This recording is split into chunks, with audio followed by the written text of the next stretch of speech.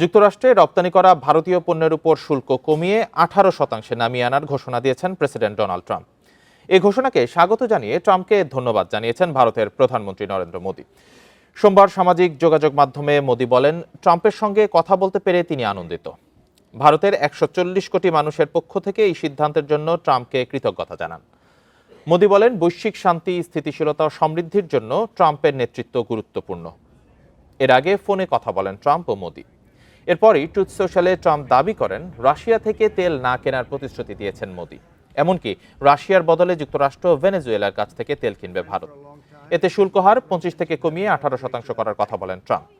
এর আগে রাশিয়ার তেল কেনায় ভারতীয় পণ্যের উপর শুল্ক বাড়িয়ে 50% করেছিলেন তিনি। मैं राष्ट्रपति ट्रंप से एक बात हमेशा